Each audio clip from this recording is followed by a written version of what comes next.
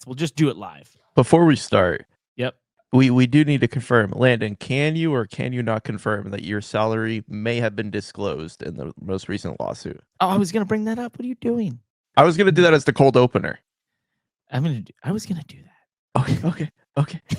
Okay. Now you kill. Do you know this, Landon, or not? No. What are you guys talking about? When FRM put all its financials out back to 2016, driver salaries. Or am I? Or am I earning? Was there a little snippet in there for my salary? Well, it was joined together under driver salaries, but there was only 2 of you there, so it wasn't hard to figure out. Oh, that's great. Big money. Big money landed. Welcome to the Money Lap. I kind of look up mid-taco bite. You don't know disappointment. Talking all things motorsports by 2 real drivers. I appreciate being called a gritty driver. With many, many years of experience. We've had to do that other people didn't want to do. The most dedicated host in the motorsports podcast world. Weren't we supposed to have somebody come on our show as a guest? No, we did it. Did we? Yes. Yes, for our 1-year anniversary. And we definitely know what we're doing. Remember, talk through your mic. I'm talking past it like this. Well, if you just pointed it differently. Like, never mind. Never Let's the talk stand about of his race mic. cars. God's This sakes. is our worst show ever. Hello and welcome. It's the Money Lap. I'm Parker Klugman, joined by my good buddy, Landon Castle. And we've been away for a couple weeks. Landon, I would love to blame you for all of this. For us not being here. Per usual, it's your fault. But in this occasion, I can't give you all the blame. Not all of it, huh? No, I was just as guilty through this whole last couple of weeks. We've both got a lot going on in our lives right now.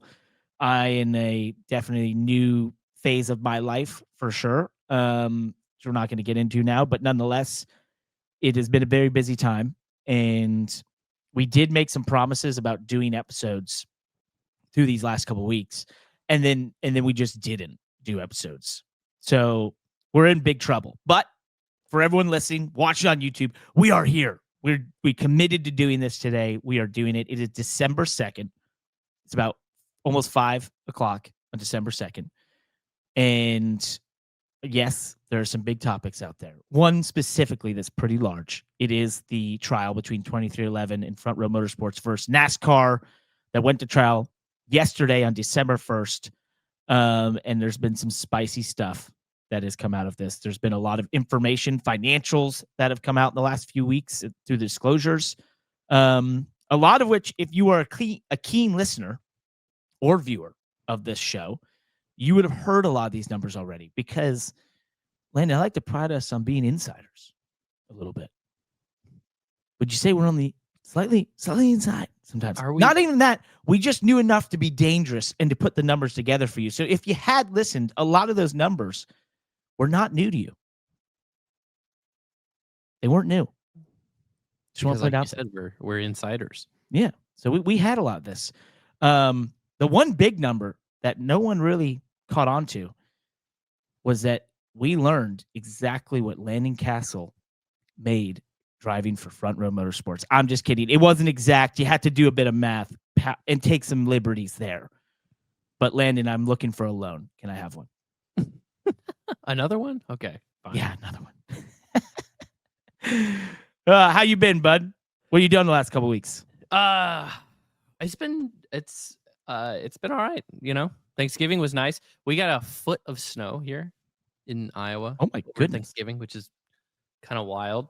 And I did my best Clark Griswold impression and put my Christmas lights up myself. It was a multi-week long journey that started with climbing onto my roof and then realizing I don't want to do this way. And so then I rented a man lift that got me up to those peaks a little easier. So that was fun. Pretty much experienced a wide range of emotions of this is stupid. Why am I doing this? My ego is literally driving this because I just won't quit or won't let myself give up on this project. To this is fun. I feel cool. I'm a man. Tool Tim the Tool Man, tool Yeah. time. That actually describes doing this show for me every time. Mm-hmm. All those range Yeah. of emotions. So that was good. Why did I sign up for this? What are we doing? Oh, I'm a man. This is awesome. People watched, they listened. We were actually on a massive roll. And you know the best way to keep up momentum? To keep doing it. To absolutely stop. Just dead stop for 4 weeks. Big So 4 we've been weeks. crushing it. Yeah. Well, if you didn't see, because you don't follow his wife on Instagram, yeah, you were on a full-on people lift. Not a ladder. This was like one of those drivable lifts from like a unit like they would use on a construction site Yeah. to pull this off. Yeah, it was a bit overkill for what I needed because the one that I needed, they actually was not available. So they just rented me the next size up, which makes it even funnier. You could have been working on a skyscraper in Manhattan off of this thing. There's no doubt. So unfortunately, I finished the lights when I finished them because the very next day we got 12 inches of snow. And the lights are Well done. completely covered on my roof now. You can see through them at night, but I just know that when the snow like melts and slides off my roof, it's gonna take the lights with it. It does look pretty. I will give you credit on that. And not something I would have ever thought about doing. But once you went on this journey, and I felt like I was there vicariously through your updates, I was like, that is kind of cool. Would be tough for me. Live in a high-rise building. I don't think they want me dangling out there, putting up lights.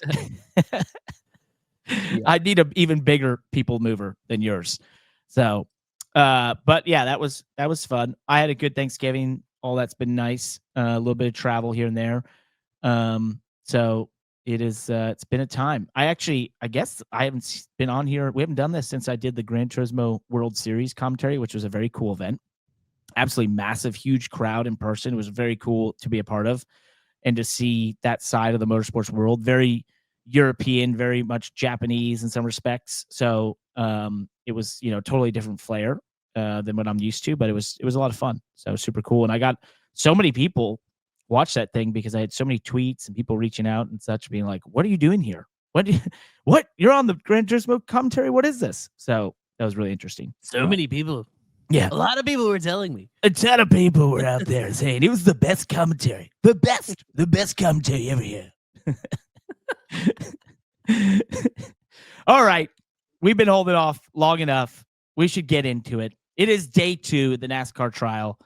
And we mentioned all the stuff coming out. So we have a just massive document that's compiled much of the information out there that's come out. And we're just going to kind of, I guess, go through this and see what catches our ear or catches our eye.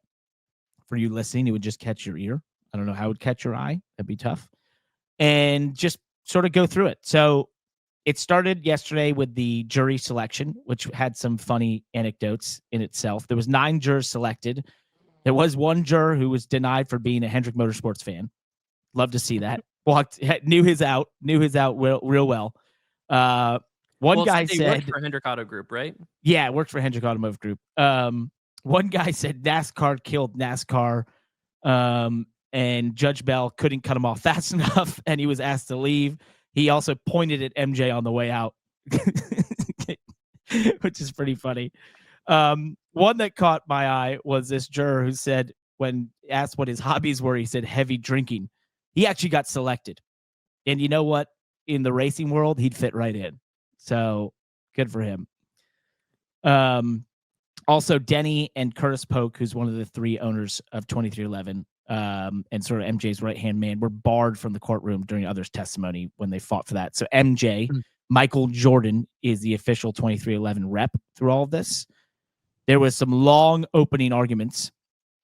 Jeffrey Kessler, who's 2311's and FRM's attorney, had a 75-minute opening argument that NASCAR uses monopoly power anti-competitively and that they have internal emails that will prove it. NASCAR's argument was teams negotiated charters willingly, and the charter's values rising disproves the harm. Anything in there catch your eye? Just a quick note about the jury duty thing. So if I understand the court procedures, this is they're anticipating how many days of this trial? Like 2 almost weeks, 10 I think. 2 weeks. Yep. So these jurors, they're staying in a hotel, right? This is Yeah. not like go home every day and turn on the news. This is into your normal life routine. This is, being on a jury like this for 2 weeks is 2 weeks in sequestered from the world, right? Yeah, it's a full-time commitment. You have some who got out for saying, hey, I take care of my children without childcare, or some who say, my parents are sick, I'm their full-time care, that sort of thing. So because they know you're going to be in your what you described, you're basically sequestered for 2 weeks, wherever how long this lasts, right? So it's a major commitment. And I've only been asked to do jury duty once, and I got denied pretty quickly. Pretty quickly, I got knocked out. So Interesting. I didn't get through the full process. Can't really give you an insider. Not an insider on this, on the old jury duty thing. So Interesting. Yeah.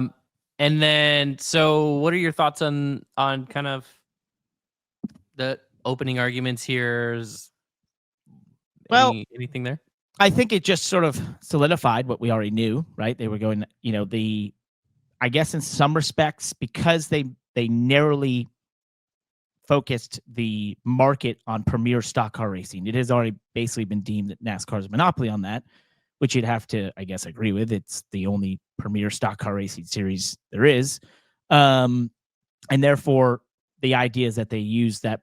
It's not illegal to be a monopoly. It's just using that power to harm others in that industry, essentially. And for the NASCAR side, which is a valid argument, they said, hey, look, the teams willingly negotiated to be in these charters. You have all these teams that signed up. You have the charter values going from $2 million just a couple years ago to worth $45 million. There's all these owners who have come in. These owners like Bob Jenkins from from FRM continually sign up to go racing every year. How bad can it be?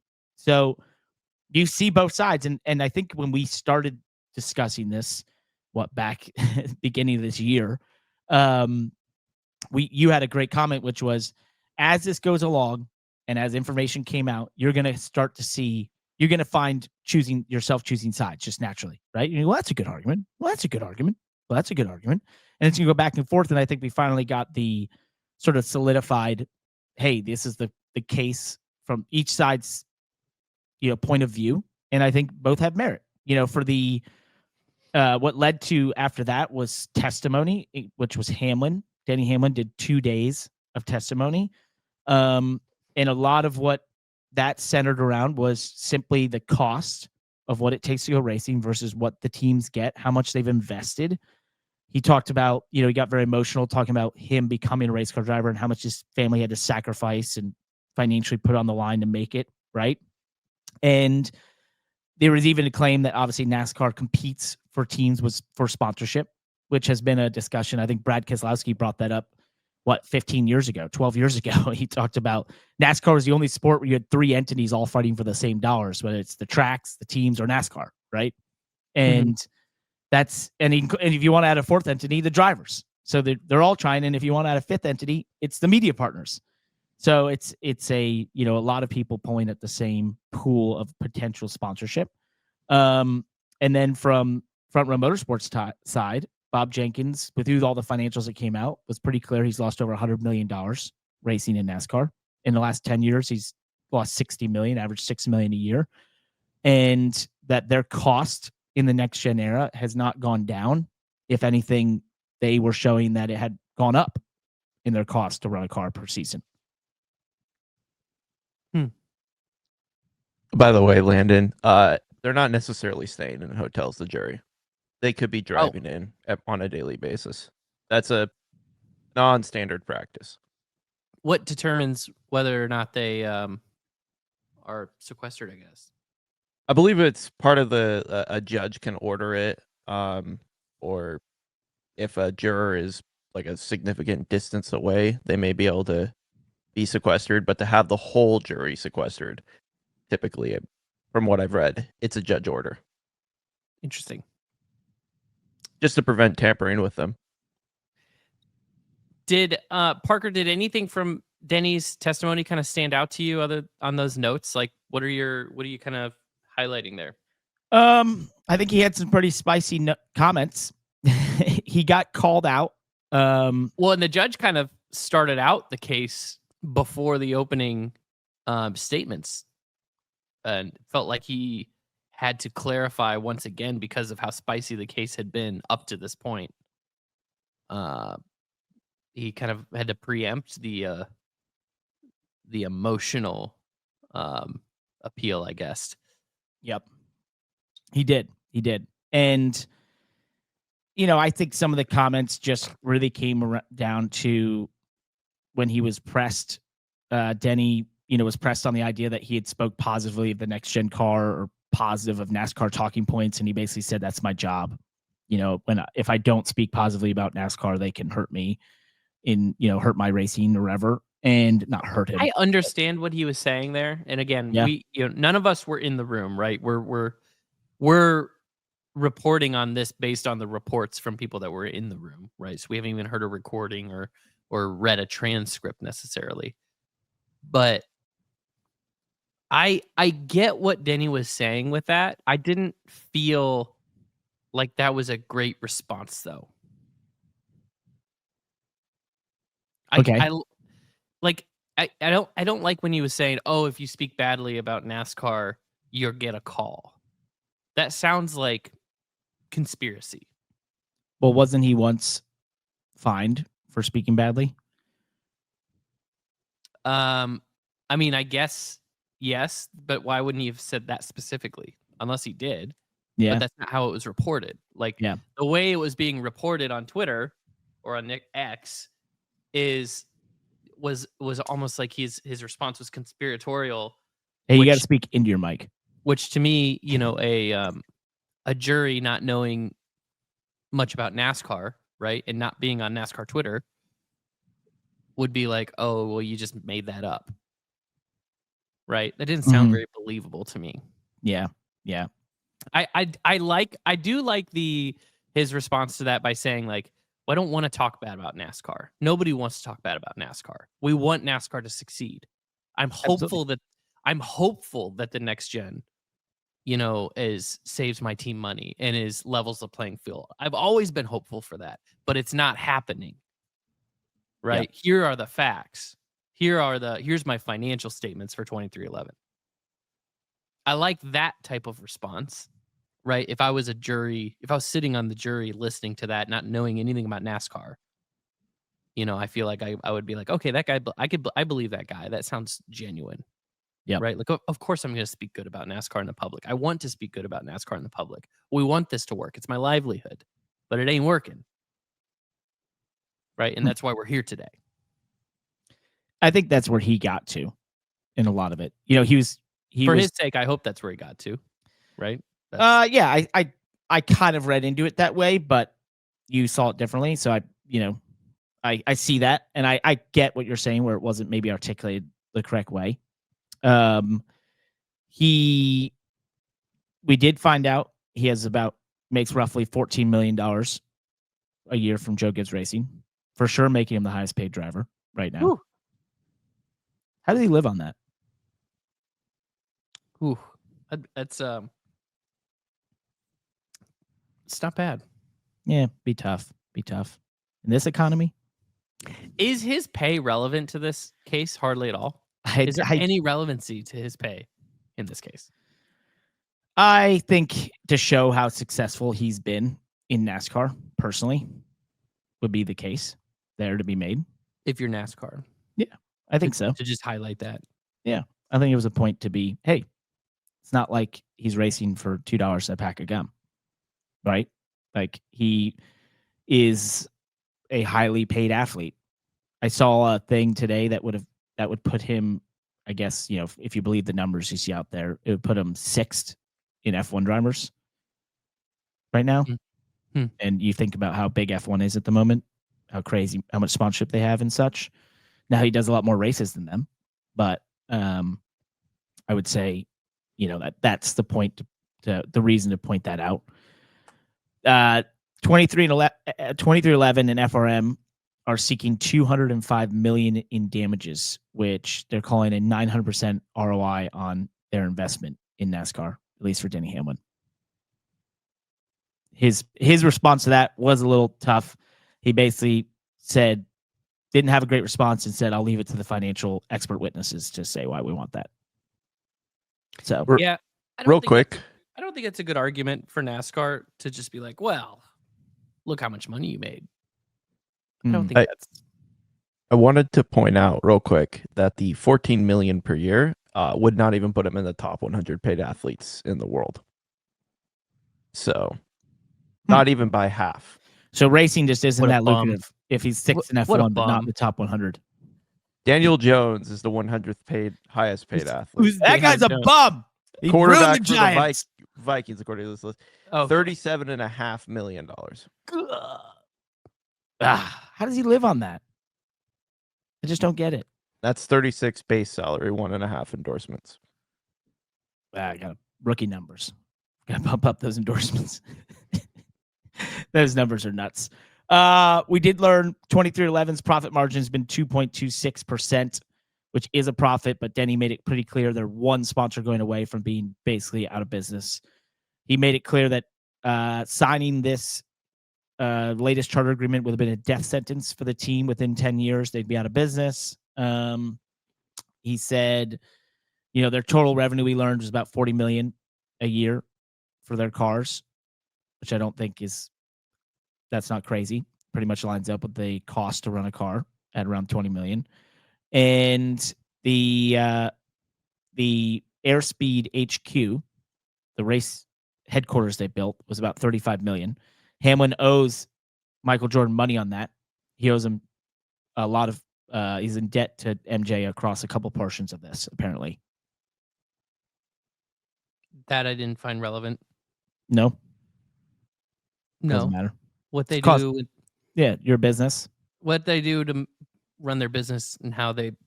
I don't. That has no relevancy to me. They I did. thought it was. I thought Go it was ahead. funny that NASCAR. Or is this? Are you going to talk about charging rent? No, go ahead. Well, I just thought it was funny that NASCAR pointed out that they charge rent for the building. It's like, yeah, that's how businesses work. That's Income producing real estate, maybe. yeah, like I don't know what kind of point that's supposed to make, or how I that's don't- supposed to make. I don't think there's Denny any and- businesses out there that have a large piece of real estate that don't pay to be in that real estate. Whether it's owned by the business or not, it's probably owned by some other Doesn't matter. entity that pays rent into another entity. Grocery stores might own their real estate, but I guarantee you they're paying rent to the entity that owns the real estate, which might be them as well. But this is how it all works. There's a lot of reasons for that. He did, reiterate that there's team financial pressures. The costs have gone up. The ratings are down. That the new TV contract being on less network TV puts them in under more pressure in terms of selling sponsorship because of the lower ratings for not being on network TV. Obviously, not being on network TV got the teams more money up front through the charter system. So, we've talked ad nauseum about that whole situation and how that's worked out. I think it's kind of a lame argument because in a lot of respects, everyone knew that's kind of the discussion that was going on at the time. More money or more network TV, right? Mhm. It's probably been known. So even F1 had to make that choice when they are going now to Apple TV and leaving ESPN to make more money. They're going to be less visibility, but they'll make more money. Potentially less visibility. I should say that, potentially. So you don't know how they can find ways to get distribution, whatever, right? I did find it particularly interesting when you got to the NASCAR breaking down some of the new TV deal in terms of the charter payments, and that the teams are getting $432 million, which we've broke down before.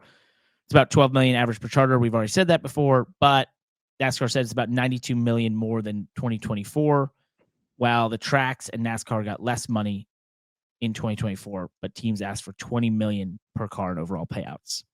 We kind of knew all that already, I thought.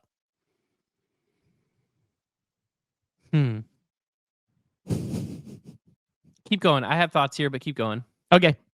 We talked about the cost increase in the next gen. So there was some numbers put to this. According to one expert report, in 2021, 2311 spent $2.8 million on car costs, while 2022 to 2024, its annual next-gen spend was $3.1 to $4.3 million.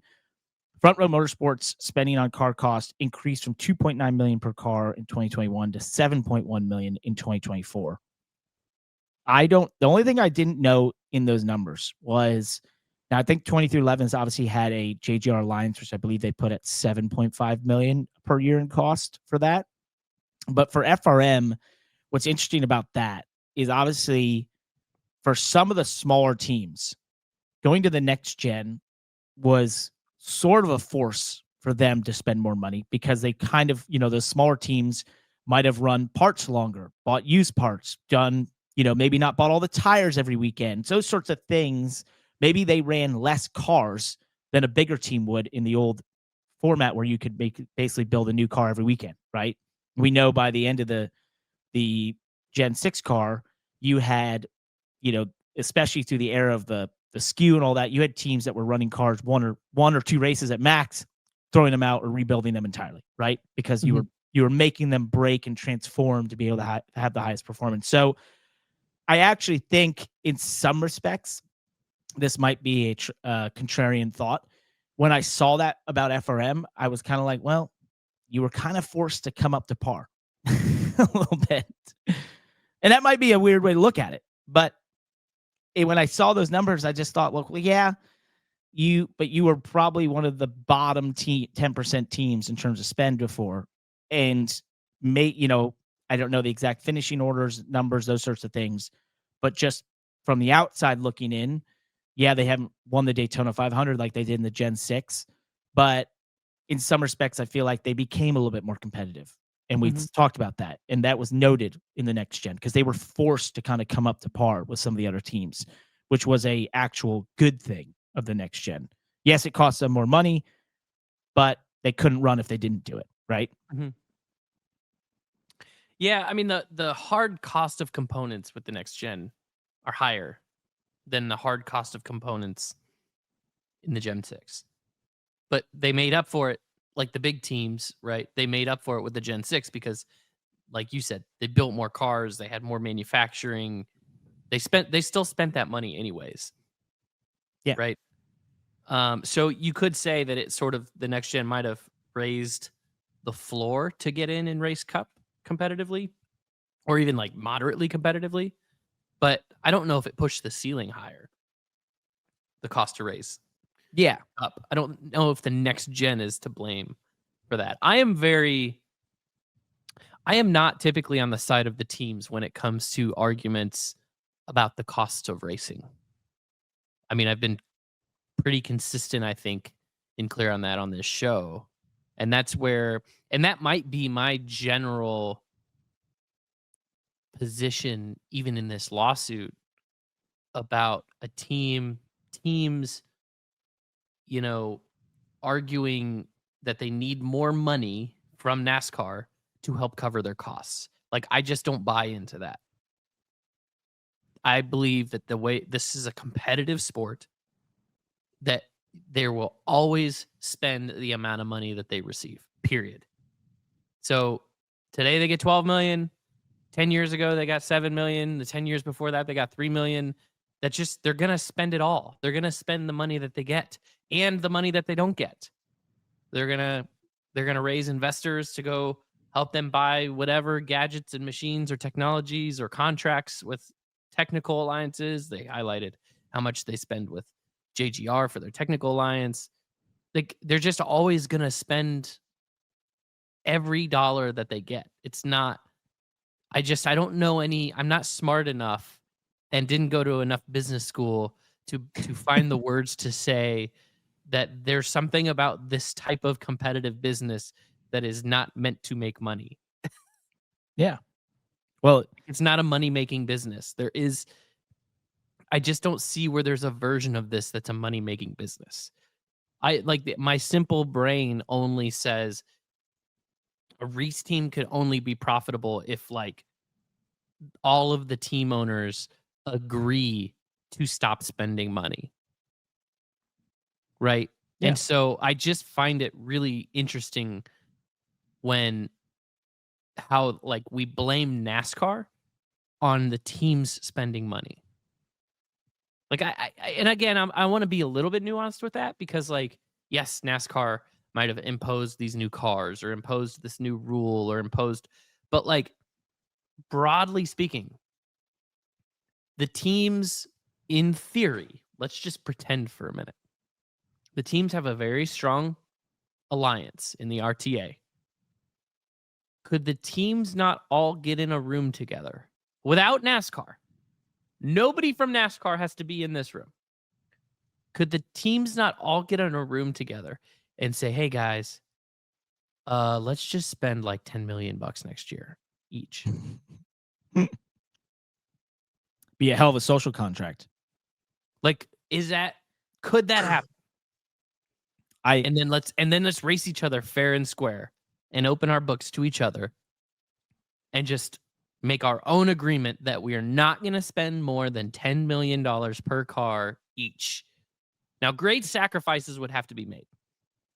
Property would have to get sold. Airplanes would have to get sold. People would lose their jobs. Like, I'm not saying that that's a good or a bad idea, but I'm just asking, like, are the teams not in control of their own checkbooks? I think that the teams are the ones that choose to spend this money. It's the nature of competition. It is. To your point, Hamlin brought up his conversation with Jim France at the Nashville banquet, and basically said he came away from it very, very discouraged. He told me directly the problem in NASCAR is teams spend too much money. Hamlin recounted, adding France said teams should only be spending $10 million per season to run their cars rather than the current $20 million average. Hamlin responded by saying it was not realistic to cut his costs in half. We've cut this grass so short, we're down to the dirt. Yes, Denny is right if you're only looking at what it takes to compete against the guy that's not trying to cut his expenses in half. Right? Yep. That's where Denny's right. If he cut his expenses in half, then he might as well be the slowest team in the garage. Right? If nobody else cuts their expenses in half except for him, he's absolutely right. He's going to lose all of his good employees. He's going to lose all their good equipment. They're going to lose all their good processes and all the attention to detail that it takes to put a competitive car on the racetrack if he's the only one that does it.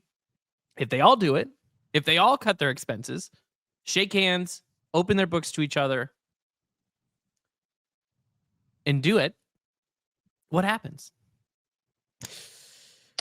Yeah, it would be a cost cap. I give that one race until 35 teams lose that race, and that all gets blown up. I guess, sure. I mean, maybe, yeah, probably. Who knows? It's a really utopian view. I know, but is it not? How is that any more utopian than these guys sitting here going, well, if they would just give us $20 million a year, then we'd be good. Then we would all just take our profits and be happy with. We would spend 18, we'd keep 2, and we're good. That's just all we need is 20. Yep. Should there be a cost cap then? I guess that's essentially what I'm suggesting, right?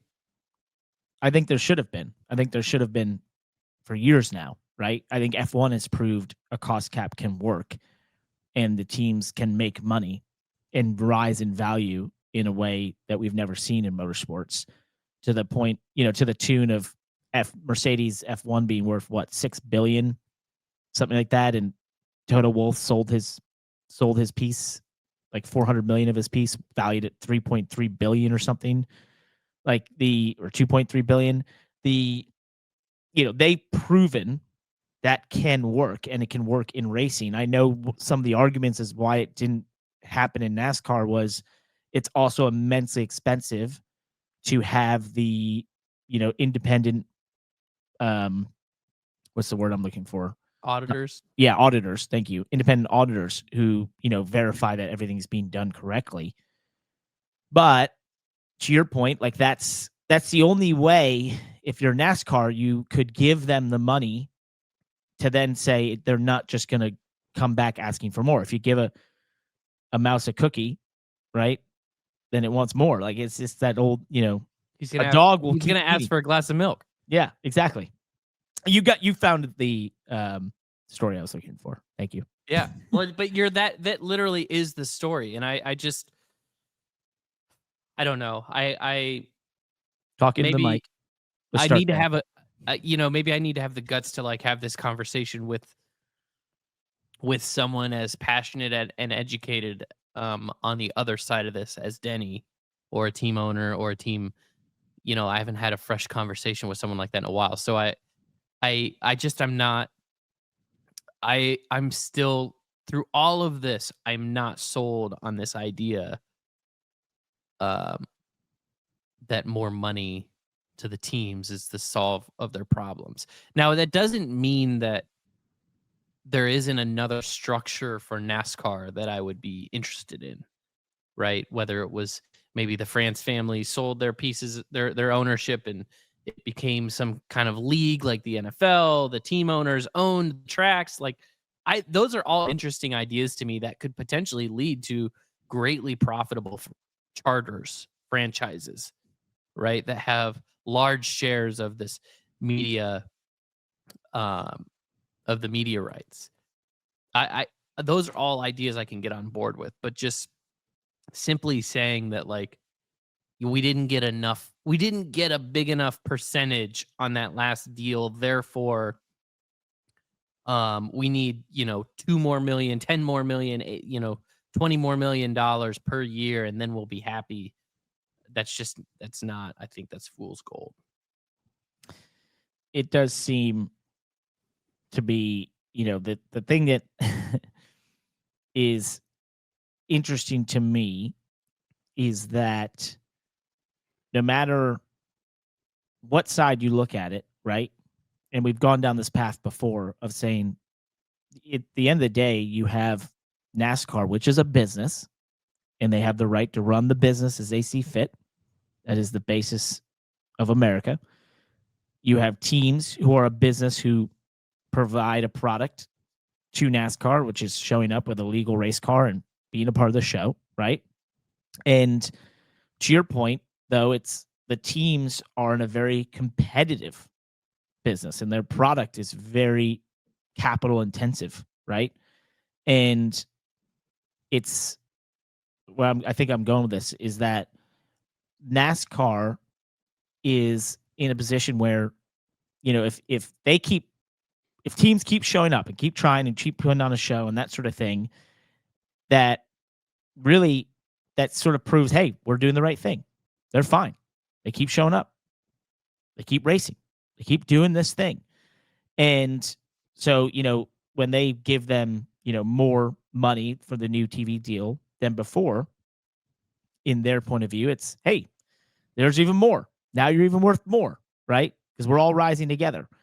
I then flip the other side, which is Denny's position. And what he brought up was, I don't want to be a statistic. And what he meant by that was being another one of the numerous teams that has gone out of business or left the sport in the last couple of years at the same time that you've seen new ones come in, right?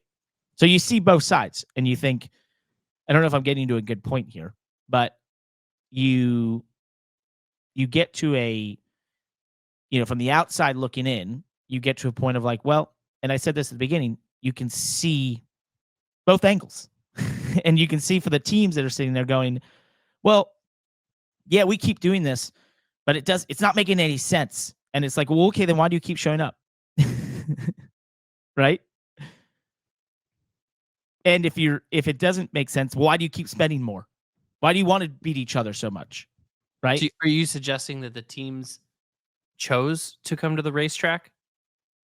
I would say they have to choose. That's one thing I didn't like about how they narrowed this down to like premier stock car racing. I don't know. I feel like this is motorsports, right? Because it's like, in my mind, these teams have the freedom to choose another motorsports platform. They don't have to race in NASCAR. Like, yes, if they want to race stock cars, they essentially have to race in NASCAR. I mean, that was ruled literally in this lawsuit, right? That was defined that that NASCAR is the premier stock car, that they're the only or whatever. But like, I think it's pretty well across all motorsports that an operating racing team can race in multiple motorsports platforms, right? Penske races IndyCar, NASCAR, Ganassi, IndyCar, NASCAR, sports cars, endurance racing, Andretti, across all these platforms. Like, it's not unusual for a motorsports organization to have choice. I think that was NASCAR's point. They kind of fought for that. Yeah, I'm surprised that didn't get any farther. It doesn't help when NASCAR goes back on their own word in their countersuit that essentially defines them as the scope. That's why that didn't go far as I, for Explain the purposes. The reason why NASCAR got defined as a monopoly was because their countersuit towards Denny and the teams essentially outlined the scope in which they were operating as the same as the scope that Denny was defining in this lawsuit in 23 and all that. Interesting. And that's the reason why they got defined as the monopoly. So you think it's an unforced error on NASCAR's part? Absolutely. That's why that countersuit got thrown out, and that's why that we move forward with this being the scope and the definition. Was because NASCAR defined it themselves in the countersuit. Well, no more unforced errors this holiday season, because if you go to spoilerdiecast.com, you will not miss. If you're a racing fan like us, you've got to check out spoilerdiecast.com. These guys are absolutely crushing it. One of the fastest growing diecast and racing merch companies out there, and for good reason. They ship same or next day, so your order isn't sitting in limbo forever.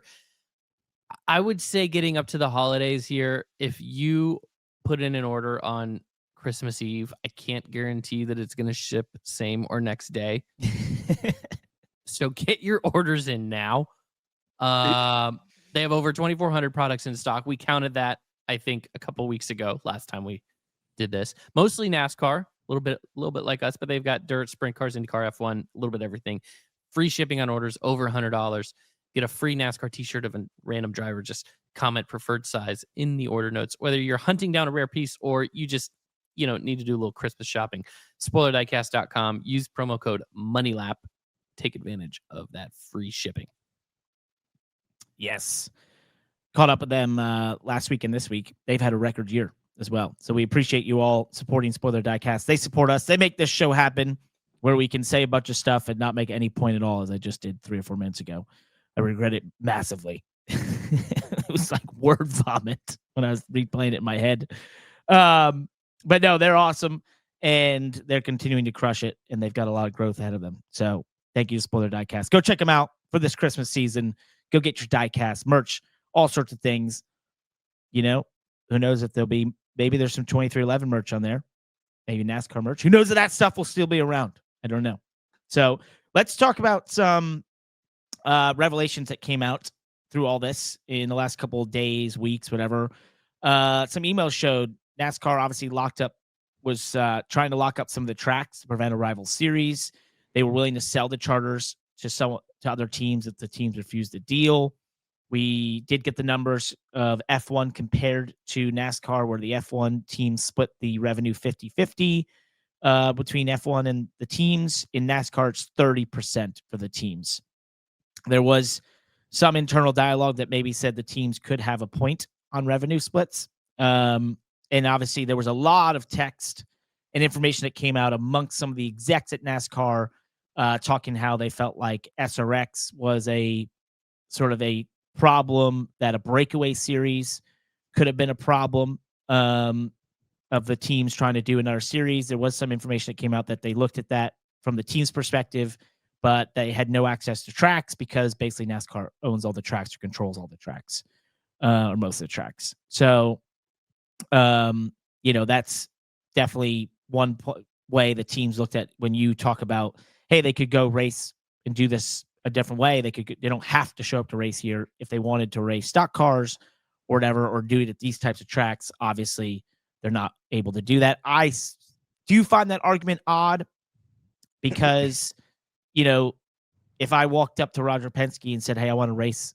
my Jalopy race series at Indianapolis Motor Speedway, he might say no. I think he has every right. You know what I mean? Like, I think that one's a little odd to me. But there's, as you've said a couple times, there's people far smarter than us who had a lot longer time in business school. I don't know if that makes them any smarter than us, but they had a lot longer time in business school to understand some of the ins and outs of all of this. As we get past 5 o'clock here, 5:25 on the East Coast on December 2nd, the court has adjourned for the second day. Today was Scott Prime from NASCAR being basically, what's the word I'm looking? I'm terrible with legal. Examined. He was examined as a witness. Yes. I would be the worst lawyer on the planet. You get in there and be like, hey, I can't remember the thing we're doing here. They're like, sir, it's a lawsuit. That's the word I'm looking for. Thank you very much. Thank you.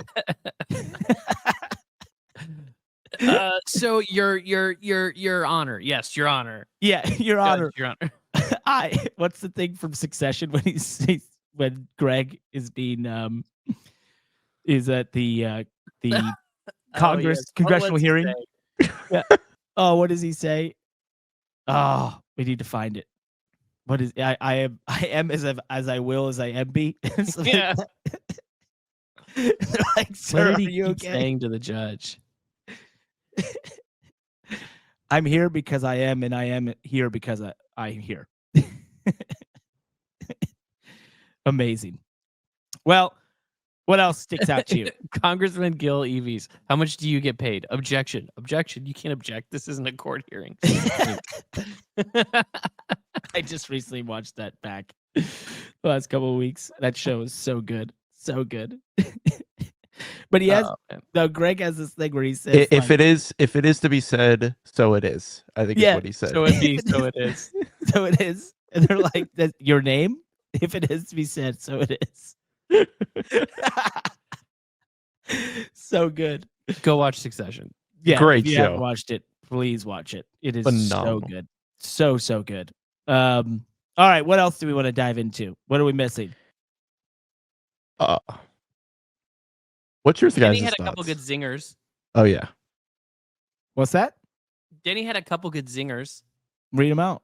Well, I can't read them. I was just trying to remember them. So what was the one where they talked about the salary? There was, I believe, I'm gonna kind of off the cuff remember this. So you get paid $14 million. That seems like a lot for For a driver. For a driver. And then his response was, most drivers don't win the number of races I do. Or so, yeah. No, most drivers don't make $14 million a year. Denny, most drivers don't win the number of races I do. Hey, well said. It's pretty good. I'm just imagining Michael Jordan sitting in the corner just laughing at that response. I thought it was interesting. He said that signing that charter agreement was his death certificate. What do you think he meant by that? Basically felt like it was putting them in a position where this team was at such a position to lose. Losing one sponsor puts them so negative that they're going to go out of business like other teams, is what he was saying. That this charter that was agreement, kind of that was on the heels of his quote of saying one sponsor goes away and all the profit is gone. Exactly. Which I agree with, right? Like that's the challenge of it's racing. That's racing. Yep. You and I have both been a part of those situations and been burned by it. And, you can get angry and that sort of stuff, but I've found many times in those situations, you go, that's racing. Like it was just, this is the way it is. And that was, a lot of what his argument has been is that this has to change. Does it? I don't know. It's interesting because a lot of, as a race fan, a lot of people talk about how through the 90s and 2000s the branding on the cars and the branding with the drivers was so much more consistent and better, right? For the fan to see a driver and a team partnered with one sponsor all year long, right? But there's a Mhm. ton of risk in that for the teams. Oh yeah. I mean, I guess there isn't a team out there that wouldn't gladly sign a single sponsor for 36 races, but that's scary when you're have all your eggs in that one basket. And it does make you wonder if like as the business evolved and the teams run sponsors for 5 races, 10 races, 15 races, they have 4, 5, 6, 7, 8 sponsors throughout the season. If that wasn't partly just an evolution of these teams being able to have a more constant, business, whether it was done on purpose or not. Never thought of it that way. It's kind of interesting. And Does that way make you can sense. stagger your contracts and you don't Yeah. have any one single sponsor that's influencing your driver selection too much. Just kind of an interesting way to look at it. No, it is. Definitely is. And I've always thought of it as a negative that, because the cars change colors all the time, it looks different. It's hard to tell who they are. But I never thought about it from the position of it's actually de-risking your situation a little bit. Potentially. I don't know. I'd be I curious could think if in the there's early a team that agrees 2000s, with that. I was thinking back to the early 2000s. I remember teams, they announced one big sponsor. It's going to be this team's team, this sponsor's team. And then that sponsor goes defunct and team's gone, right? Like that was just the way that went. Look back in history, right? I mean, Napa left a team and the team went out of business. Yeah. Right. I'm not saying that. I'm not trying to oversimplify like the team shutting down to Napa leaving, but like, there's specific sponsors that leave with their driver, and that's it. That's the end of it. Yeah. So I would like to say that, if I'm going to go down this path of this idea of like, should the cars be supported by the series, right? I think in a utopian world, that sounds amazing. And I would say for a portion of my life, I believed that was a very realistic possibility. As, what you explained, which is race teams are so competitive, they're going to spend every dollar. They're going to spend more than they have every time to try and win because that's what it takes to win. Racing is an expensive endeavor, capital intensive, whatever term you want to use. I feel like as I've gotten a little bit older and seen racing from a, outside point of view a little bit more, I've gotten away from that to say, well, that sounds all great, but without budget caps, without real restrictions, without, stopping the spend and stopping race teams and really controlling them, it's a utopian vision that has no basis to exist. It can't. It doesn't happen. It doesn't happen. It doesn't make sense. Could you imagine? Let me ask you this: could you imagine a Cup team in 1998 getting told that NASCAR was going to give them on average $12 million? Oh my God, they would have said that's all we need. That's all we need. We'll be good. They would have gone crazy. They've been like, we'll wait, make so much money, and oh my gosh, thank you so much. It's kind of wild when you put it in that context, right? And now with inflation and everything's more expensive in the world now. And obviously it all moves forward and the numbers change in that sense. But still, it's just like, okay, let's put this in context a little bit. In that era, we think is the booming era of NASCAR, flush with sponsors, all those things. If they were suddenly handed $12 million just base income for showing up, they'd be like, well, hell, this is the greatest thing in the history of anything. What year were you referencing? 1998, 99. I bet 98. the top earning car on the payouts that you'll $2 see million. No, I bet it's 3 or 4 for the champion. 3 or 4. It'd be about I don't know, 6 million that they were getting paid with inflation. Well, no, that's just 6.5 ish, 6.25. No, what was the number? What was the number? I don't know. I'm just saying. can I'm look it up. comparing for inflation. I'm back calculating for inflation. Oh, okay. What do you think? I'm just went on Racing Reference. I searched Dale Earnhardt. Give me a year. What year do you want me to go to? 1998. He won the Daytona 500 that year. 1998. He did finish 8th in points that year. Oh.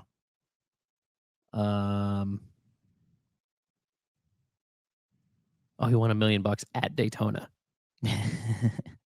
Hell yeah. 2.9 million. Finish 8th. Okay. There you go. Yeah, the years before that is between $2 and $3 million bucks. So it'd be a massive gain back then. Massive. Ginormous.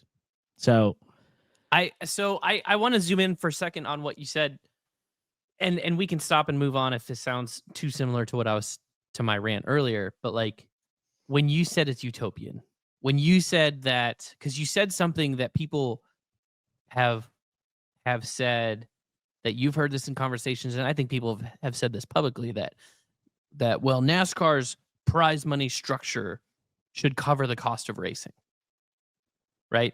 Like that is a belief system that exists out there. I can say I was someone who believed that for a long period of time. NASCAR's. So let's just I want to sit on that for just a minute here. NASCAR's prize money structure payouts should cover the cost of racing. That's like what does that even mean? What happens next?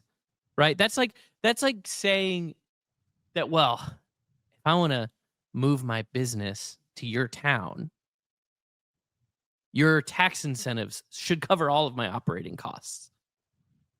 Right? Yeah. That anything I sell, it kind of happens. Yeah, probably. But anything I sell, or I don't know, I'm trying to use an example. Like it's just like if you want me to move my store to your mall, or what, I don't know. I'm just trying to think of some kind of example that just says, well, I'm not even going to make an investment in your industry if you don't give me a guarantee that I don't lose money. That would be a different form of economy and political makeup. I don't know. You know what that would be called? Yeah. Oh no! What kind of Not the communism scary or- word. Socialism. Socialism is- I don't know if that's socialist. I'm actually not going to say that that's like socialism or some political terminology. I'm saying that like I think utopia is the better description, that it's just like that's fantasy land. It doesn't exist. Because even if it did exist, the capitalists would find a way to screw that up. Yeah. Right? The capitalists would go, "Oh, well now all of a sudden these entities are worth infinite amount of money because they're guaranteed to make money." Right? And so now it costs whatever, all this money just to get into the door. And we find other things to spend this money on. Right. And so, and then at the end of the day, we're having the same conversation over again, where it's just like, oh, you can't get in, or it costs too much, or it's only you can only get in the sport if you're a billionaire, or you can da da da da. So that's where it all kind of goes back to my basis of this conversation. It's like I don't think it's not on NASCAR to guarantee the teams some base level of money that's relative to the team's perception of what it costs to race. Right? Like that to me is not, I don't think that NASCAR owes that to the teams. That's what I struggle with. Yep. Now, from the team's point of view, they're going to say we put on the show. We bring the fans by we pay for the drivers who are the stars, who you market, that sort of thing. And they're going to say, we are the major portion of this show, if not all of it. And yet we're struggling and we can't support ourselves. So spend less money. Yeah. Get together and agree to spend less money. Because it's like everything you're saying, I agree with. It's like, yes, the teams put on the show. They bring the drivers. They bring da-da-da-da. Okay. But then what happens? So then don't come to the track. If it doesn't work for you, then don't come. And then the drivers organize and they say the teams are a monopoly and they are holding us back from making more money because they've all agreed to spend less money. Then don't drive the car. You see where it goes down. I know, but waterfall somehow effect. I feel like it keeps going around until we reach this equilibrium where everybody is equally unhappy / happy, and it works. Yeah, I think I Yeah. think Right? there's the problem is with what that thought process is the argument is that's where NASCAR is a monopoly. They choose where they're going. Okay, we want to go to Mexico this year. That's going to cost X amount of money. The teams have to foot that bill. The teams have to get that there. We want to go to Japan. We want to go to Toronto. Teams are footing that bill. Oh, here's a new car. Here's a single source supplier. The teams have to foot that bill. Can't repair the part because the NASCAR rules dictate that you can't repair a part. You have to get a new part. NASCAR determines that. That's the crux of the issue there is NASCAR is the one making the rules. NASCAR is the one saying this is how much we'll pay you, and the teams are barely surviving. I think that's the point of their argument is essentially NASCAR is operating so unilaterally that they can make these rules, and the teams can't veto going to Japan. They can't veto certain things. I agree. I get what you're saying there, except if I'm NASCAR on that argument, it's like, well, the car only costs 400,000 and you can only build 7 of them. So where's the other 20 million coming from? Right? For sure. Right. And that's why I don't, again, we're only getting like the highlights and I would love to be sitting in this courtroom, but it's like that's I think why they poke at the Christmas party and things like that. It's just like in this expensive building and because maybe NASCAR is trying to poke it like, well, why do you spend all this money? What's it for? Right. And the team's response is going to be because we're in a competitive business, and if we lose, we don't get sponsors. If we don't get sponsors, we're out of business. If we don't have a nice building to bring sponsors to and impress them, we can't sell sponsorship. If MJ doesn't, if it doesn't represent MJ's brand correctly, we've got no business, right? But then my hillbilly economics that's on the support of the NASCAR side of those arguments is just like, well, I can give you 10, give a mouse a cookies, he asks for a cup of milk. It's like I give you $10 million more. You're just going to blow it on more engineers. You're going to blow it on more engineering. You're going to blow it on more pit training and pit equipment training and, all the simulation and all the stuff that all your competitors are all going to blow it on the same things. We're going to be right back in the same conversation. Oh, now we need 30 million. I think we've solved this already, by the way. Over and over again. No, I think we've solved this a couple times in the last few months, and we just solved it again. And it comes back to you just need to cap what they can spend. And if you cap what they spend, now they're going to say, well, we deserve more because, we deserve a bigger percentage, right? All those things, which is fine. You can argue that. That's totally fine. But at the end of the day, like you're saying and like what we've said here, it comes down to a cap, which, we'll bring up again, F1 has. And in F1, they don't include the driver salaries. They don't include executive salaries, that sort of thing. So they can all be on private jets and they can all, fly around and that sort of thing. And Denny can still be paid $14 million. But you cap the cost that they could spend so they don't hire a bajillion more engineers or they don't spend this money frivolously in other places trying to beat each other. That's basically what we're saying. And that forever probably was a utopian thought process that has been proven now by F1 that it's a possibility. Needed a cost cap. Yeah. Why? Well, do you have any insight as to why NASCAR and the teams did not go that route? Because that was a serious conversation. It was a very serious. It was back in 2019. I saw these things that showed, teams were arguing what the cost cap should be. The numbers at the time were somewhere between, I don't know. I think some teams were asking for like 15, smaller teams, and the larger teams were asking for like 22 million to be spent, and they couldn't really agree. And then I think, one of the biggest killers was the cost of the independent, I forgot the word again. Auditor, the auditing. And at the same time, you had this next gen coming. Yes, which was going to naturally control costs. I think there also was the thought process, to your point, that the next gen would naturally cap costs in some respects because it's just essentially a spec car, right? But that didn't happen. It didn't happen because there is no there is no cost cap on anything. It's just the cost cap is how much money do you have in your access to. That's it. How much you willing to spend? It's all like that. I learned this. This last thing I'm going to say, and we can move on about this topic. I realized this myself when I was racing full time in both Cup and Xfinity, and I was driving the same race cars on Saturdays and Sundays. Same cars. Same cars and virtually the same engines. Right?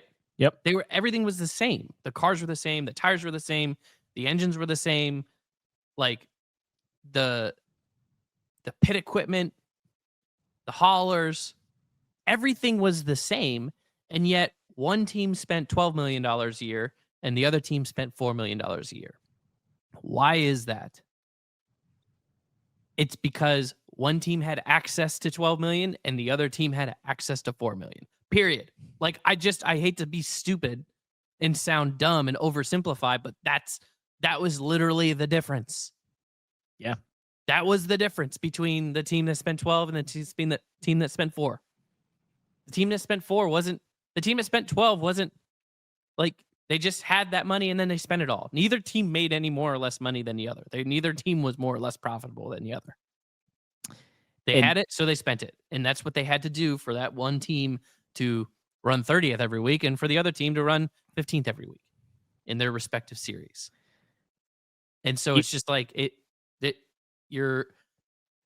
can't remember what law it's called. I'm always so interested in this theory that it's like the time that takes to do a job is equal to the amount of time given to do it. I can't remember what law that is, but it was like, that's the same, to me, it's the same law applied to motorsports. Like the cost of racing a car is equal to the amount of money given to race it. It's very true. Well, Right? I was gonna bring, because you brought up a great point, which is we never even talked about Xfinity. And if you want to know Xfinity trucks, the numbers are even worse in some respects, right? An Xfinity team who finishes top 20 in points will get roughly about $1 million in prize money. You know, it goes a little bit up from there if you win the championship and that sort of thing. And every team will tell you to run a competitive season, you're going to need $3.5 million. And if you want to race for a championship, you're going to be upwards of $4.5 to $6 million. Well, it worse or whatever by percentages. It's like the same. It's just, but they just spend, the reason Joe Gibbs spends more money than Alpha Prime is they have access to more money. They get more money. Yes. Yeah. They get the money from, whether it's by way of actual tangible money from sponsors or drivers that self-fund it or subsidize their programs, or, their manufacturer that helps subsidize it through engines and engineering. At the end of the day, the dollar value is the dollar value, and they spend all of it. Yep. Right. And it's up to the team to decide, like, well, do I force some profit in there and show a profit and be like, okay, I made money this year because I refused to spend 10% of that, or I refused to spend, but there's no actual scalable profit in a race team business. It's not possible. Because without a cap, it's not possible. Yeah, because you could just always, for the most part, you're always going to be able to spend more money and get some kind of tangible result out of it. Yep. Have the teams ever, like, I can't remember, so jog on my memory here. Have the teams ever called for a cost cap? Well, that's what I mentioned a few minutes ago, that this was kind of hot on everybody's. It was talked about for a while. Yeah. It didn't. From I the think teams? the next gen. Yeah, from the team. It was from both sides, but it didn't end up working out. Landon, it kind of makes me think of a quote my dad had. That's one of the funniest there is I've ever. It's tongue in cheek, but he said there's 3 rules to business: get the money, don't forget to get the money, don't forget to not forget to get the money. Get the money. Got to get the money. Cash is king, like all the things. There's 3 rules of business. If any of you have gone to Wharton or Harvard Business School, you can throw it all out. We got the 3 rules for you right then and there. I think we've gone as deep in this as we possibly can. Quickly, before we move on, we just wanted to say F1 finale is this coming weekend, and it's a tight 3-way championship. Tight might not be it's tighter than usual. There is 3 drivers still eligible for the championship between Lando Norris, Max Verstappen, and Oscar Piastri. Max winning last week and Lando getting to P4 was a big moment because it was going to be within 10 points. It's now within 12 points. And basically, if Lando wins the championship, if he basically wins and Max or Oscar finish anywhere on the podium, he's got it. But if you get to Max, it's kind of interesting Wait, how do I win? How do I read your stupid chart? So Lando can finish third or better and will win the championship. No matter what the other two do, if they win. Exactly. Yeah. Okay. I read it wrong. Sorry. He gets in the danger zone if he finishes behind P4, or P4 or behind. There's a ton of different ways that it can happen. There. And if Max wins the race, okay, yeah, I see. Then Lando has to finish at least P4. Mm-hmm. So if he finishes Lando's P4, in the best Max position. got it. Obviously, Lando is in the best position here. Yep. Surprisingly, better position. I mean, Piastri, gosh, what a fall from grace from 12 weeks ago. He was and he had that race. They threw away that race this past weekend by not pitting under the first safety car, and just like that without either one of their cars at McLaren. And he was so distraught because he knew they just threw the race away. They basically threw away a free pit stop, which allowed everyone else to just totally murder them. Max So with the ultimate come up. Yep. He's been in mid through the season. We thought he was toast, and he's come all the way back. It's going to be a good time. A Max win forces a Lando podium. Yeah, it does. If Max is fast. At a track that Max has been to under pressure. And won. It's looking good. They asked him, you think you have a chance at this? He said, I don't even care. He's the best. I love that. The Australian Supercars had their finale this past weekend at Adelaide. Austin Cindric and Jesse Love were there. Jesse Love raced in Super 2, which is like the Xfinity series. He finished 14th in his final race, which was from starting last, which was a really good drive. Austin Cindric was inside the top 20. He had a tough time in terms of rain, got spun out by Chaz Mostert at one point. But he looked good. People were impressed. So I'm so jealous of both of them. It's something I've always wanted to do. Total bucket list item to get down there and race. But the finale, the championship ended up going to Chaz Mostert, who had 4 wins on the season and 1 pole, beating Brock Feeney, who got spun out by Chaz Mostert's teammate in the opening lap of the final race.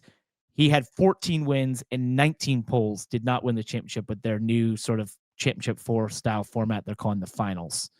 Opened up all sorts of controversy of same stuff we've been talking about too long here over on the NASCAR side. So we're not going to dive into it, but Supercars had a lot of people talking about it, which I think was a good thing. Super cool to see. And Austin, I meant to text him and ask him how that went, but we'll get some more insights from him soon. He did right foot brake for a while, though, which was kind of cool. He hadn't done that. So next week, we're going to do a show, but we'd like you to send us your Q&A questions. We want to do some question answering. As you heard today, we just ramble and go off into so many different directions that have nothing to do with what's in our show notes. Send us some questions. If you'd like to put them in the YouTube comments of this episode, that's the easiest place for us to get them. Or if you'd like to be heard, send us a voicemail on moneylap.com. You can go there, you can click voicemail, leave us a voicemail. It'll be fun to listen to. And we'll dive into all those next week. That could be our last episode of 2025. Knowing I'm not committing to anything, knowing how bad we were at this in the last 4 weeks. So we'll see, but just send us some questions on YouTube, comments, and leave us a voicemail at moneylap.com. Before we do our picks, I just want to do these. We did have some reviews, or we should do picks real quick. Who you got for Formula 1 Championship, Landon? I don't know. That's a hell of an answer. Wow. I don't know. I don't want to have to choose between Max and Lando because I feel like I want my heart wants Lando to win it, but I feel like it would be a great world championship on Max's list of world championships to win this one.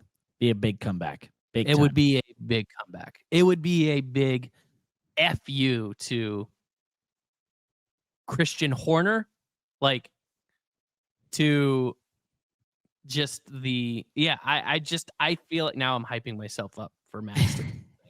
I think I want Max to win it. I think I want just Max the driver, the overcoming all this. Just look at where we were a year ago. The reason I said Christian Horner, look at where we were a year ago. talking about Red Bull. Yeah. And I'm not even saying Red Bull's back. That's part of what makes it for me. Is that Red Bull's not even back. No. He's just like somehow willing his way into this world championship. And so I want Lando. I dare I even say, like, I want this for Zach Brown and McLaren and just McLaren's, 20-year return to greatness. But like, maybe it can wait another year for me to just have this extraordinary moment for Max. Is that okay? It's okay. I was going to say I'm kind of rooting for Max. Okay. You just said it simpler. You're like, yeah, Max. Put me down for Max, Josh. Put me down for Max. Whatever, Landon. Put me down Max for attack. Max. Max attack. I mean, Lando would be cool. I was a fan of his, but man, the comeback, everything you said, taking a car that had no business being there, I think Max. I want to see Max do it. That'd be cool. Josh, who you got? Because I'm absolutely the biggest fan of chaos. Put me down for Piastri after Max dive bombs Lando. God, that would be on the boring. last. Wow. That would be boring. That'd be crazy. Last lap would be okay, but It's just imagine another 2021. yeah. Max just woo. I don't think that Lando has convinced me that he has the nerves of steel to do this on a moment that it needs to be done. It's a good point. I don't think either of those McLaren drivers or teams have convinced me that they can handle the pressure. So if just thinking logically for a second here, if Lando is not, and I'm not even talking about Oscar, right? Like, because the two McLarens are going to come, they're going to be relatively close in speed. So Piastri almost needs a catastrophe like what Josh just described. If Lando is anything short of qualifying P1 and driving away, I don't know if they can execute. If this is a Max on the pole, Max P2, Lando P3, Lando P4, 5, Max P2. I feel like Max can punch up, and I'm not sure that the McLarens can punch up. I agree with that. I don't really have a rebuttal. Very true. So, Two sidebars going into this race. Just wanted to mention, McLaren has confirmed that if Norris were to lose the driver championship and Piastri was ahead, Piastri would be ordered to let Lando by in order to secure the driver world championship. that's fair. Fair change to the papaya rules, and also the driver lineup for 2026 for That's fair. Red Bull has been announced. I'm fine with that. Yeah, Yeah. I'm fine with that. Let's I'm talk fine some with that. reviews. Let's do reviews before we get out of here. These were really fun. We have from Alex with a million E's and X's, 5 stars, informative. Really love listening to the show. So much to learn inside the sport, and more. But real question: when are you going to have time for Kyle? I get hooked into the show and wait patiently for Kyle to come on, and then problems keep happening. But in all seriousness, thank you, Parker, Landon, Josh, for a wonderful, wonderful show. Keep it up. And Landon, this one's a love letter to you. 5 stars. Landon makes me proud. Just like my teenage daughters. You remind me of teenage daughters. Landon makes me so proud. Every time he works a spoiler diecast ad into the show, it makes me proud. My wife even questioned me when I said attaboy out loud after one of Landon's clever mentions. Y'all have single-handedly converted me from buying from the other guys to being a spoiler diecast buyer only. Excellent show, even when Parker makes a 13-minute point and Landon just shakes his head. Keep it rolling, sons. Jason Butler, 223. Appreciate you, buddy. That's a good one. I like that a lot. Thank you. I didn't even know there were other guys. Spotify, the discussion about this is from RJ Doom. The discussion about Knaus, Evernham, and Daniels makes me wonder who everyone thinks is the best crew chief of all time in the NASCAR Cup Series. Oh, it's got to Save it for next week. Save it for next week. Next week. All right. Are we doing a big review show next week? Let's do it. Yeah, we're doing all those stuff. We'll drop that in as a Jacob question Borg. and answer. Another absolute heater of a show. Thank you, Matt Tolster. Parker doesn't have a good track record with rappers. Look out, Yachty. 50 Cent and I one hung out. Yep. Once hung out. This one says Paul Werner Great show, guys. Sorry it took so long to get to it. Question: when you mentioned 35 drivers start all the races this year, did you know if Catherine Legg will be racing again next year? Hope so. Anyway, I don't know, but it'd be interesting to see her back. Thought she did a good job improving for sure. And please don't take so long to get to the show because we were counting all of our views and we were waiting patiently for yours, Paul. Yeah. And the end of our show notes has a wonderful photo of Landon on an industrial skyscraper rig at the top of his house. Putting up Christmas lights. Putting up Christmas lights. So I don't know, Josh, if there's somehow you could post this in the whatever. Show notes and on YouTube. It will make its way for sure. Being that it's the off season and we can't even get ourselves to the show, I got bad news, guys. Our guest isn't here because he couldn't make it. Didn't know to be here because we didn't even know if we were going to get this done. So it's going to have to be next week. We're going to have Kyle Busch here on the Money Lab. Thank you for watching and listening. Peace. Thank you so much for watching and listening to the Money Lab. If you like this show, please like and subscribe to us on YouTube. Share it with friends. We want to spread the word of great motorsports shows, of which we're somewhere up and around there. I'm not exactly sure where, but nonetheless, you can also reach out to us anytime on across social media or at our website, themoneylap.com, or at our email, friends@themoneylap.com. And of course, you can always leave us a review. 5 stars gets you on this very show. Thank you so much for listening and watching. Goodbye.